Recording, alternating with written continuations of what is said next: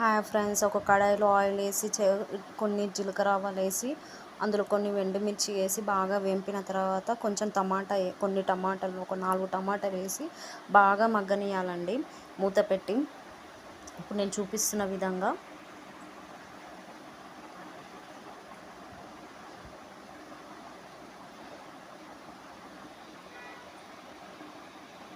బాగా మగ్గాలి. అట్లా మూత పెట్టి బాగా మగ్గిన తర్వాత కొంచెం చిటికెడు దాని పేరు అల్లం పేస్ట్ ప్లస్ పసుపు వేసి బాగా మగ్గనివ్వాలి. మళ్ళీ అది కలిపి బాగా మగ్గనివ్వాలి. మళ్ళీ మూత పెట్టండి. టమాటా అంతా చాలా మెత్తగా కావాలి. ఇలా అవుతుంది చూడండి. నేను ఎట్లా చేస్తున్నానో అట్లా చేయండి. అట్లా టమాటా మొత్తం మెత్తగా లోపు మనం చింతపండు ఒక నిమ్మకాయ సైజ్ అంత చింతపండును నానబెట్టి పెట్టుకుంటే అది రసం తీయాలి. అప్పటిలోపు ఇది ఉడికిపోతుంది. టమాటా ఉడికిపోగానే కొంచెం హాఫ్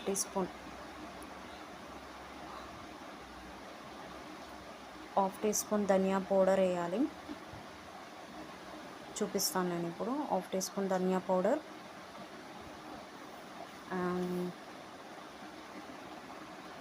ఇంకా ఏంటంటే హాఫ్ టీ స్పూన్ ధనియా పౌడరు ఇప్పుడు నేను వేస్తున్నాను చూడండి. అంతే, కొంచెం వేసి బాగా కలపాలి. అది బాగా మిక్స్ అవ్వాలి, టమాటాకి మొత్తం పట్టాలి.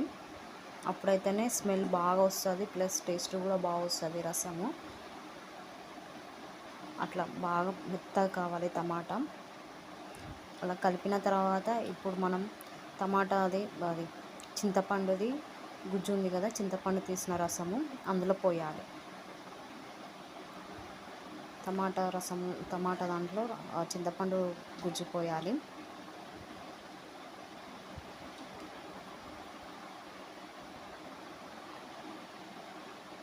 ఇప్పుడు చూడండి, అట్లా కావాలి. టమాటా మొత్తం మెత్తగా కాలేదా, అట్లా అయ్యి ఒక్క నిమిషం పెట్టేసి తీసేసి టమాటా గుజ్జు పోస్తే సరిపోతుంది.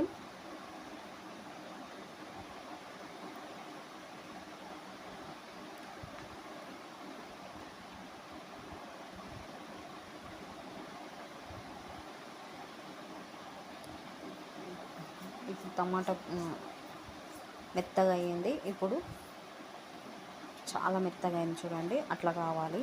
అలా అయిన తర్వాత ఆ చింతపండు గుజ్జులో తీసిన రసం అందులో పోసేయాలి.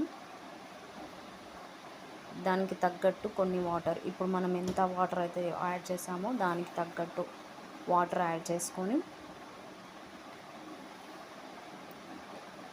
దానికి తగ్గట్టు వాటర్ యాడ్ చేసుకోవాలి.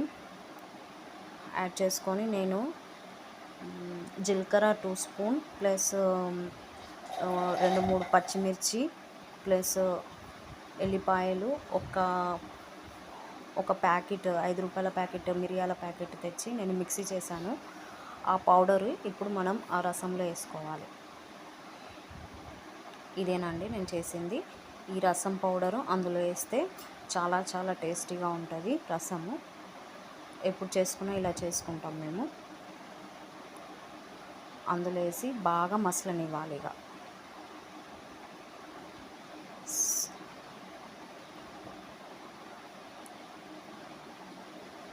ఇట్లా బాగా కలియబెట్టి మసలు పెట్టాలి.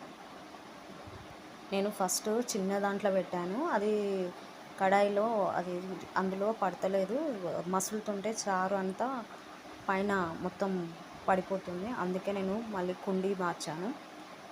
ఈ కుండీలోనే చేస్తాను ఎప్పుడు రసము. అందులో పోపు వేసి ఇందులో రసం ఇందులో వేసేస్తాను నేను మొత్తం ఇప్పుడు ఇది మసలు పెట్టాలి.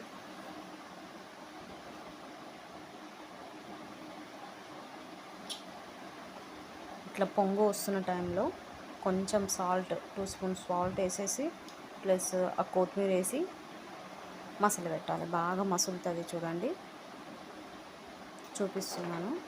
బాగా ఇట్లా మసలాలండి. ఎంతో టేస్టీ అయిన రసం, ఆ స్మెల్కే తినాలనిపిస్తుంది. అన్నం కూడా అంత బాగా రుచిగా ఉంటుంది. టేస్టీ చేసి రసం తయారు. ఈ రసంలోకి నేను చికెన్ పకోడీ రెడీ చేస్తున్నాను. ఎమ్మీగా చాలా టేస్టీగా ఉంటుంది.